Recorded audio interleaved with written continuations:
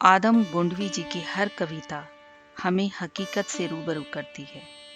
उनकी ऐसी ही एक कविता है, मैं चमारों की गली तक ले चलूंगा आपको। आइए महसूस करिए जिंदगी के ताप को, मैं चमारों की गली तक ले चलूंगा आपको। जिस गली में भूखमरी की यातना से ऊब कर मर गई फुलिया बेचारी एक कुएं में डूबकर। है सधी सिर पर बिलौनी कंडियों की टोकरी, आ रही है सामने से हर खुआ की छोकरी। चल रही है छंद के आयाम को देती दिशा, मैं इसे कहता हूँ सरजू पार की मोनालिसा। कैसी यह भयभीत है, हिरनी सी घबराई हुई, लग रही जैसे कली बेला की कुम्हलाई हुई। कल को यह वाचाल थी, पर आज कैसी मौन है, जानते हो इसकी खामोशी का कारण कौन है।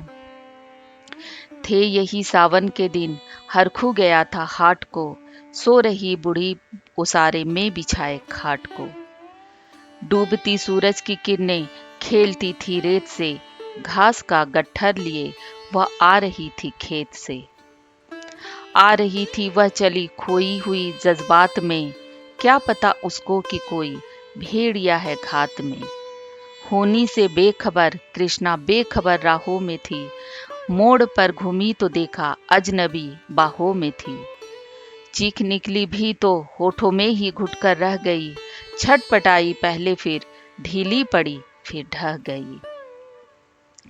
दिन तो सरजू के कछारों में था, कब का ढल गया, वासना की आग में कौमारे उसका जल गया।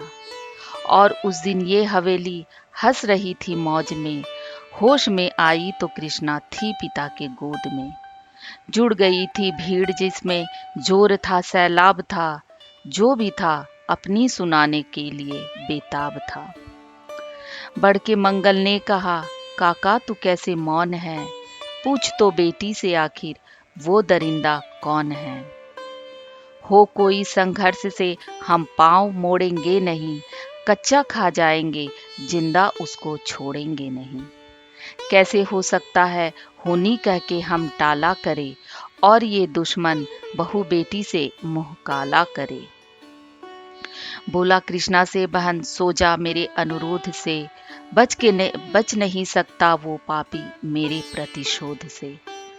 पड़ गई इसकी भनक भी ठाकुरों के कान में, वो इकट्ठे हो गए थे सरपंच के दलान में। दृष्टि जिसकी भी जमी भाले की लंबी नोक पर, देखिए पुखराज सिंह बोले हैं खैनी ठोक कर। क्या कहे सरपंच भाई क्या जमाना आ गया, कल तलक जो पांव के नीचे था रुतबा पा गया। कहती है सरकार आपस में मिलजुल कर रहो, सुअर के बच्चों को अब कोरी नहीं हरिजन कहो। देखिए न यह जो कृष्णा है चमारों के यहाँ, पड़ गई है सीप का मोती गंवारों के यहाँ। जैसे बरसाती नदी अल्हड़ नशे में चूर है, हाथ ना पुट्टे पे रखने दे कैसी ये मगरूर है। भेजता भी है नहीं ससुराल इसको हर खुआ, फिर कोई बाहों में इसको भींच ले तो क्या हुआ। आज सरजू पार अपने श्याम से टकरा गई, जाने अनजाने वो लज्जत जिंदगी के पा गई। वो तो मंगल देखता था बात आगे बढ़ गई, वरना वह मरदूद इन बातों को कहने से रही। जानते हैं आप मंगल एक ही मक्कार है, हरखू उसकी शह पे थाने जाने को तैयार है। कल सुबह गर्दन अगर नपती है बेटे बाप की, गांव की गलियों में क्या इज्जत रहेगी आपकी। बात इस लहजे में थी कि ताव सबको आ गया, हाथ मूछों पर गए माहौल भी सन्ना गया। क्षणिक आवेश जिसमें हर युवा तैमूर था, हाँ मगर होनी को तो कुछ और ही मंजूर था। रात जो आया ना उस तूफान में अब जोर था, भोर होते ही वहां का दृश्य ही कुछ और था। सिर पे टोपी बेत की लाठी संभाले हाथ में, 1 दर्जन थे सिपाही ठाकुरों के साथ में।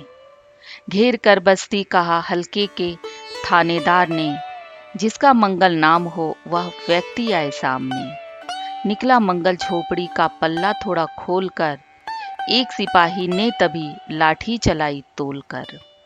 गिर पड़ा मंगल तो माथा बूट से टकरा गया।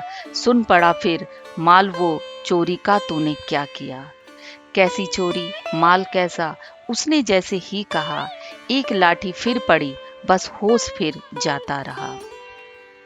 होश खोकर वह पड़ा था झोपड़ी के द्वार पर। ठाकुरों से फिर दारोगा ने कहा ललकार कर,